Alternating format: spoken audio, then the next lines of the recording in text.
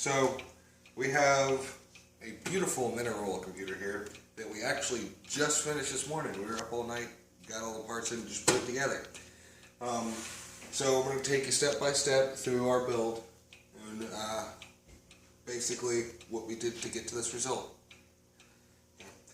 Come up here, power button, actually put it right there. And I know this looks fancy, but that's cardboard and duct tape. So, yeah. Keep in mind that when you use a fish tank, unless you have the resources to 3D print, you're going to have to come up with some creative ideas. I'm going to very carefully lift this for y'all so y'all can see under it.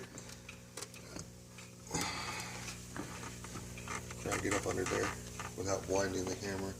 We got one of our LED strips right here, and then you can see the power button right here. We decided to keep our I/O ports above the oil to prevent the oil from running up cables and leaking. This is actually mineral oil. We got it from Tractor and Supply Co. It's essentially horse laxative, but it works. Go ahead and put this lid back down here. Actually, while I still have it up, if I can get all these brackets right here, just so you can kind of see them here. This is what we use to mount these. We use these and metric 420 screws with metric 420 nuts to mount it on there. They essentially look like this, and we actually just took them and bent them into a square shape to hook onto the edge of the tank, like so. And then we screwed them through the mounting holes on the motherboard. If you look, we actually took and buried most of the wires under this gravel, covered most of the power cables, ran them behind the motherboard, and covered them with this slate back here. We have one solid state down here, 64 gigabytes, I believe. In total, the computer parts ran us about $300. After that, with the tank and all the decorations and the mineral oil, came out to about $600. A little pricey, but it looks amazing. It's definitely worth it for a conversation piece, yeah, but it's more of a novelty thing. You're probably not going to use it more than your regular computer. Downsides of a mineral oil computer, you're not going to be able to move it. This thing probably weighs close to 100, 120 pounds, and if you move it, it's going to slosh. Mineral oil is really hard to clean up. It kind of sticks to everything. You can see it here where the top is shiny now because I got some of it on there and I wiped it off multiple times. It doesn't like to come out. Also keep in mind, mineral oil kind of likes to defy gravity and run up cables. So any cables you have running out of the mineral oil, it will actually run up those cables. As far as usability for gaming and stuff goes, this one really wouldn't do any good. We actually just put a AMD Radeon HD 6670 in there. Older card. This is more of a showpiece. You could put a better card in there. I'd recommend going with a slightly larger tank. This is a 10 gallon. So yeah, essentially the biggest things we had to overcome was mounting. And you can get these from Lowe's. They were about $1.94, and with the screws and these, we only paid like $7 for everything to be able to mount on this.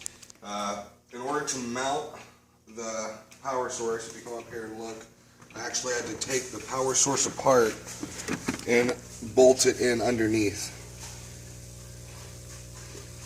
in order to get a mounting point on it, because there was no way to do it from the bottom faceplate.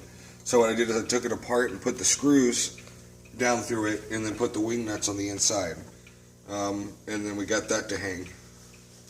And for the most part, that's pretty much the entire build. It looks good, and the build works. You know, LEDs. We got this standard LED kit off the internet. You can probably find it at your local computer store.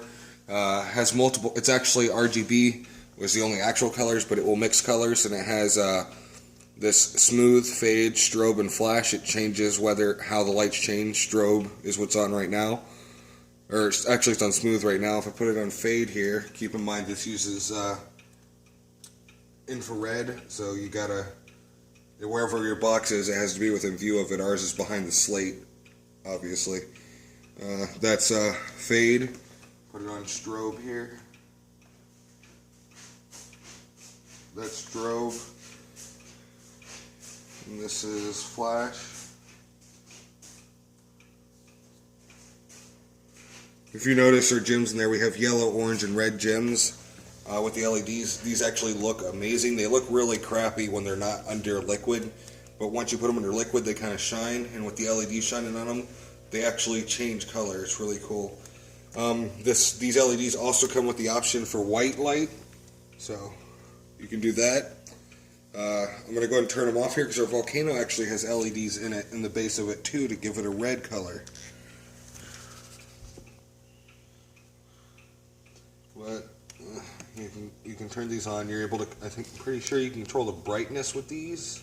Let's see here.